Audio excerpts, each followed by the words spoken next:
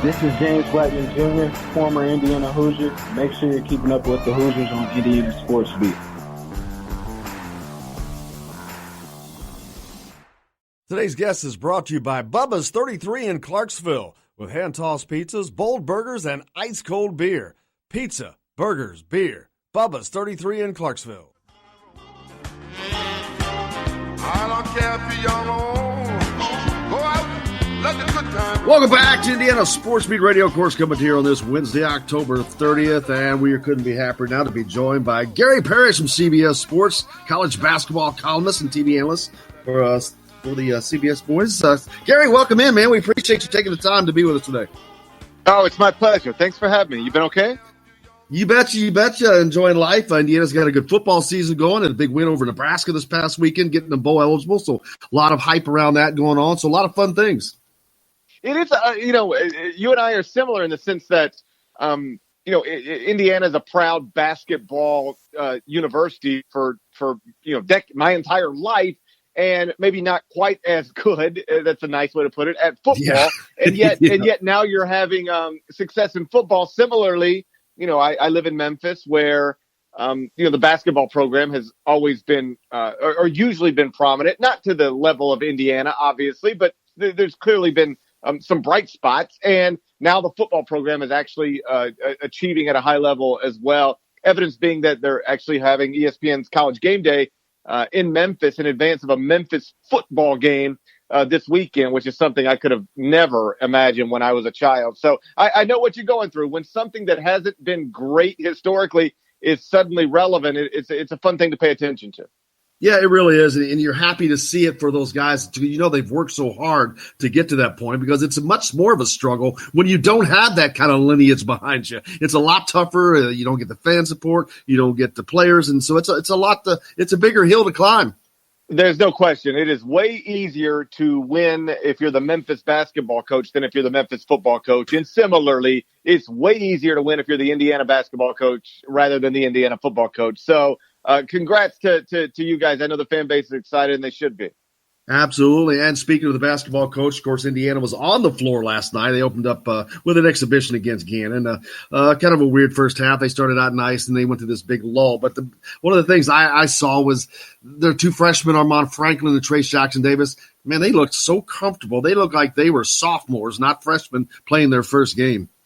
Yeah, you need that. I mean, this isn't, the top-rated recruiting class in the country, and it's, not a top 5 class in the country. It's not the best class in the Big Ten, but they've got guys that are going to have to contribute this year because, listen, I'm the biggest believer there is in Archie Miller. What he was able to do at Dayton was super impressive, and I didn't think he would retire at Dayton. I thought he would leave for a great job at some point. He did leave for a great job, and obviously it has not gone as well as he or anybody else would have liked so far. Even Arch would tell you that. But, this could be hopefully a breakthrough year. And I think some of that is going to be reliant on the freshmen being productive. And as you put it, being comfortable. And if they are comfortable right from the jump, that's obviously a great sign.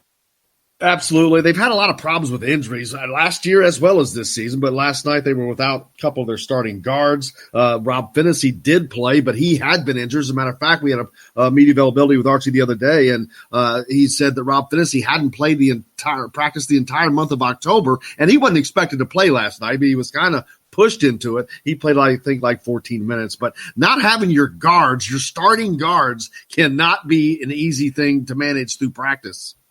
No, listen, I know it's just an exhibition, and sometimes people will say, hey, it's a meaningless game, so it doesn't matter. But it's not a meaningless game. I mean, it's meaningless in the sense that you can win it or lose it. It will have no effect on your NCAA tournament resume. You can win it or lose it. It'll have no effect on your KenPom rating. It'll have no effect on your net ranking. But there's a reason schools play these things, and it's not just to create revenue. It's to get you ready for the games that matter. Therefore, the games do have meaning, and it's not a meaningless game. And so you want to be able to play as close to full strength as possible to get you ready for the games that are going to count for real. Because, in this era of college basketball, everything that happens in November matters just as much as everything that happens in February as it pertains to your NCAA tournament resume. And I know Indiana, as you pointed out accurately, went through it last year with Jerome Hunter missing everything. I believe it was 5 players missed significant time. Romeo being hurt all season and still playing through it. So we don't even really count him in that deal, but clearly he belongs in that category. And you would just hope that it doesn't impact you 2 years in a row, because that really can change the trajectory of all sorts of things on a very basic level, seasons, but also, coaching careers. I have rarely had a conversation with a coach where things ultimately didn't go well or end well, who couldn't tell you, I think it would have gone differently if not for this player got hurt, this player went through that, this player got suspended, something like that. Honestly, I think Tom Crean has moved on and he's happy where he's at, and he's pretty content with life. But if you got him to sit down and walk you through his last year at Indiana, he could probably say, if this didn't happen and that didn't happen from an injury perspective, I'd maybe still be the head coach at Indiana. I don't know if that's true, but I know that he could point to some things. And as a coach or a fan of a program, you never want injuries to derail what would otherwise be possible. And so hopefully everything that can get back where it needs to be gets back to where it needs to be as quickly as possible.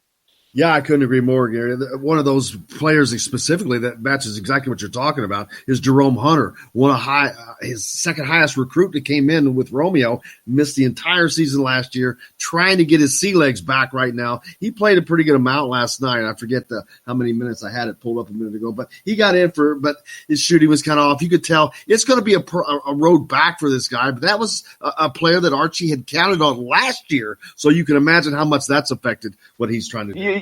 There's no question. When you talk to that staff, and I have, whether it's Archie or Tommy Ostrom or just people who are in it every day, because it's very easy from my vantage point as somebody who covers this sport on a national level to look at box scores and read the Indy Star and listen to podcasts and draw and talk to people and draw reasonable conclusions about what's going wrong. Why isn't this living up to expectations? But the people who are in the building every day clearly have a better grasp for it. And I say all that to say this: if you talk to that staff, and I'll just bottom line it this way: if you talk to that staff, when you ask them, so where did it go wrong last year? What happened? The first thing that they'll usually say is, we didn't have Jerome Hunter. That was a big problem. We were counting on him. We think he would have been impactful.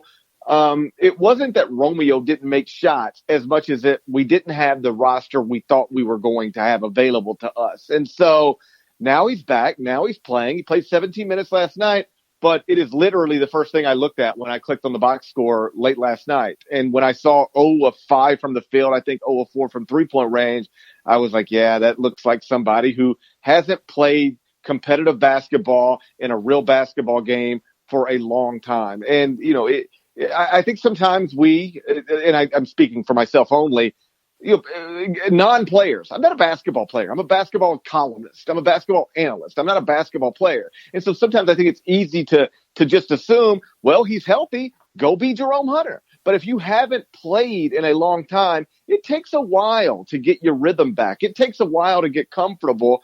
And that's another reason these exhibitions are important, because hopefully the only 0 of 5 game he plays between now and April is the one he played last night. Yeah, hopefully that's how it goes. Once the season gets forward and you move on to the Big Ten. I'm not sure the conference is as strong as it was last year, but at the top you've got Michigan State, who is a lot of people's number one team this year. So it's not going to be an easy ride through the conference. No, the league's strong, and that's the other thing. When I talked to, I was at Big Ten Media Day, and I know all these guys, and you talk to them, and they're all quality coaches. You can't get a Big Ten job unless you're very good at what you do.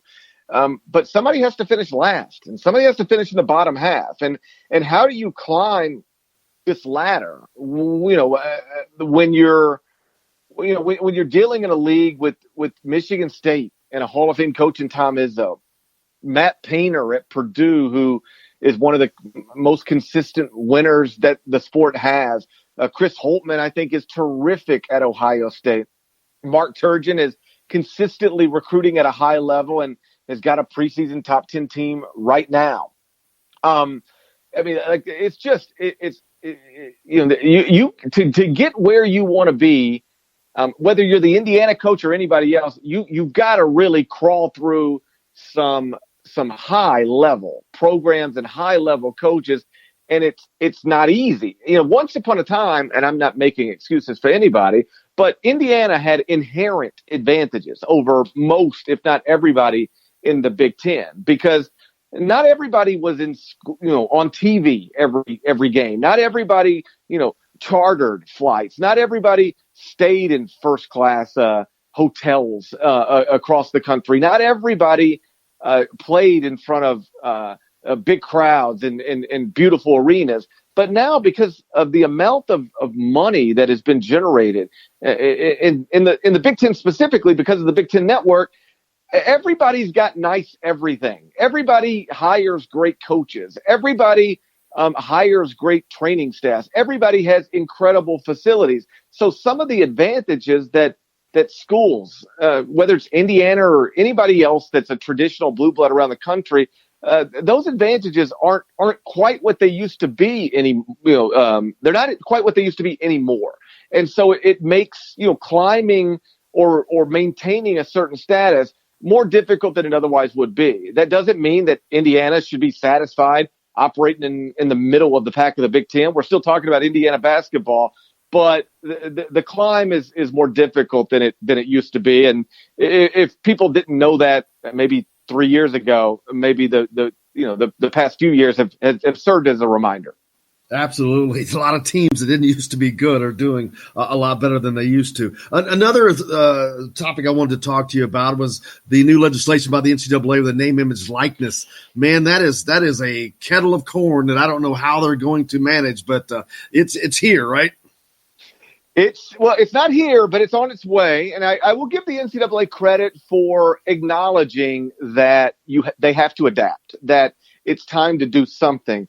But like the NCAA does on basically every issue, they never go as far as they should. So the big headline yesterday was the NCAA Board of Governors unanimously votes to allow student athletes to soon benefit from their name, image, and likeness. And everybody reads that headline and goes, woohoo, finally, the NCAA is doing what most, not all, certainly not all, but what most people think the NCAA ought to do. But then you click the link and you read the details, and this ain't really what everybody assumed or hoped it would be, because there's still so many guidelines that they want to keep in place tied to the concept of amateurism that it really does become, I don't want to say impossible, because I don't like to use that word, but it's as close to impossible as I can envision. For instance, just on a very basic level, to highlight one of the bigger problems from my perspective. The NCAA says they want to allow student athletes to benefit from the name, image, and likeness, but they will not allow student athletes to stay in school or transfer to a school or enroll at a school based on what they perceive to be an inducement. They don't want this to have any impact on recruiting whatsoever. And I just don't know how you can make those two things work together. It's an incredibly difficult needle to thread, because, and I threw this hypothetical out on Twitter yesterday, and I'll just go through it again. Let's say a banker in Bloomington wants to put the Indiana point guard on a billboard because he thinks it will, help his bank. He knows that a lot of his customers and potential customers are diehard Indiana fans. And if you've got the Indiana point guard out there saying, come bank with me, perhaps that can work. It is why professionals in all sports end up with endorsement deals like this. It's why Michael Phelps ends up in Subway commercials. So the banker, for a not insignificant amount of money, for the sake of the conversation, let's call it $20,000, says for $20,000, you're going to advertise for me in commercials and billboards. And the point guard in Indiana says, cool, I agree. And they document it however they need to document it. And then the NCAA comes in and says, we don't believe that you're really just doing this to advertise your bank. We know that the Indiana point guard, because it was reported in the Indy Star, was considering transferring. And we think this is really just a disguise so that you can pay this player to remain at Indiana rather than transfer to an ACC school. And the banker stands up and says, well, that's not true at all. I run a business, and you have, by your own rules, made it possible for me to use college basketball players to advertise my bank. And that's what I'm trying to do. And the NCAA says, well, we don't believe your intentions are pure. Well, now what? What do we do? How do we resolve that? How can you legislate intent? That's a rhetorical question, by the way. You cannot legislate intent. And so even if the NCAA goes down the path that they want to go, it just creates more problems. Like if you think people are wilding out about transfer waivers, when one kid gets one at this school but then doesn't get one at another school, wait till you see this. Because imagine a scenario like I just described, where the NCAA finally says, you know what, fine, you can give the Indiana point guard $20,000 to be on a billboard. But then down the road, a Purdue fan wants to give the Purdue point guard $30,000 to be on a billboard, and the NCAA steps in and says, no, we consider that an inducement to keep that Purdue point guard in school. So they allow it at Indiana, but then don't allow it at Purdue. Well, how do you think that's going to go down? Beyond that, unless they go as far as the California state law and other laws that are going to be in play by the time all of this, becomes a reality, it's almost a moot point anyway, because Nancy Skinner, the state senator from California, who yesterday, who in recent months first got this thing going and really put the pressure on the NCAA to do something, she made it clear yesterday, we will not accept any arbitrary limitations on what student athletes can accept in exchange for their name, image, and likeness rights. In other words, if you do not go as far as we are willing to go, then we will see you in court. And so, again, I think it was a big headline yesterday, certainly got a lot of attention. That's why you and I are talking about it. It's why I did a 40-minute podcast on it last night, the CBS Sports Eye on College Basketball podcast. But if anybody thinks this is really a significant step or a step that doesn't create additional issues, they haven't really read the details. Yeah, that's the thing. There's going to be so many layers to this, and like my first question was, how are they going to stop a team? And I'll use Kansas for example, with their cozy relationship with Adidas. How are they going to stop them from having in place already things set up that they have this quote unquote endorsement deal with Adidas the minute they walk on the campus? I mean, that's the thing. I mean, they say again, we're not going to allow this to be a recruiting tool, but how can it not be a recruiting tool? Like what is going to prevent, and we'll just use Kansas because you use Kansas, and obviously it's a sensible school to use, all things considered. What's going to stop Bill Self from sitting down with a five-star prospect's parents and saying, hey, listen, if you come to Kansas, we can't do anything right now, but just understand you will be taken care of. Like, I can't get into the details, but how would you be interested, just hypothetically speaking, in a $200,000 Adidas deal if you came to Kansas? Would that help maybe get you to Kansas? I can't promise you that'll be there, wink, wink, but just understand that we have a strong relationship with that shoe apparel company, and history shows that they'll do what they need to do to help us do what we need to do. How do you stop that? What I just described. I said earlier, I don't like to use the word impossible, but like it's impossible to stop that. And so I've long believed that the NCAA needs to allow student athletes to benefit from their name, image, and likeness rights, and they need to do it without limit, without restriction, if only, and really for two reasons. A, it's the right thing to do, but B, you can't legislate it any other way. You're just going to create more problems than you already have, and clearly the sport already has enough problems. Yeah, and it just I wonder, did we just see college sports change forever with that stroke of impending legislation? I mean, we'll see where it goes. Like I tweeted yesterday, I'm happy to take a somewhat wait and see approach and see if these very smart and accomplished people in the room making the decisions can come up with a sensible plan. But I'll tell you this, it's not encouraging when they've had months, literally months, to work on this, brainstorm, talk it through, think it through. And when Dan Wolken from USA Today sits down with the Ohio State athletic director, Gene Smith, yesterday in Atlanta. And Gene is like the front and center man on this issue. He is in charge of bringing ideas to the NCAA's Board of Governors. When Dan Wolken asked Gene Smith, how are you going to allow, because this is what they say they're trying to do, how are you going to allow student athletes to benefit from their name, image, and likeness, but prevent this from becoming a recruiting tool? And Gene Smith said, yeah, that's the elephant in the room. It's very hard to do.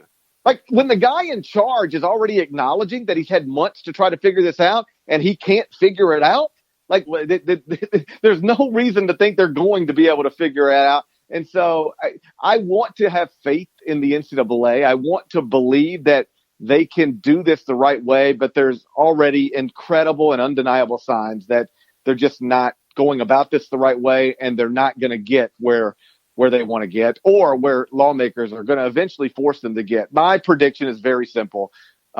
This will all be settled in the courts. And I'm not even going to insist that the NCAA will lose in federal court or state court or the Supreme Court. I don't know. I'm not a Supreme Court scholar, but one way or another, we will end up in courts, and either the NCAA will win its argument and we'll have something close to the status quo, or the NCAA will lose its argument and we'll have something close to what California law is going to be on January 1st, 2023. Absolutely. A ton more questions and answers, that's for sure. Gary Parrish with CBS Sports. Check him out on Twitter. He needs the help. He only has 174,000 followers. You can reach him at Gary Parrish CBS. And he has a podcast, like you just mentioned, Ion College Basketball Podcast, that you can follow and listen to that as well. Gary, I can't thank you enough, man, for your time. We greatly appreciate it. Look forward to talking to you again as the season gets underway down the road. Let's do that for sure. I appreciate you having me, man. Have a good rest of your day. Hey, thanks for listening to the rebroadcast from today's edition of Indiana Sports Beat with Jim Coyle, the only daily show dedicated to Indiana University athletics. You can catch us live each weekday on IndianaSportsBeat.com, TheDailyHoosier.com, GruelingTruth.com, or go to Spreaker.com for live notifications. Yeah, that's speaker with an R, SPREAKER.com. You can also catch the entire show any place you listen to a podcast, iTunes, iHeartRadio, Spotify, Google Play, etc. You can find and follow the show on Facebook, or follow me on Twitter at Jim Coyle ISB for complete coverage of the Indiana Hoosiers. Thanks again. I hope you have a great day. I'm Jim Coyle, and I will see you on the radio.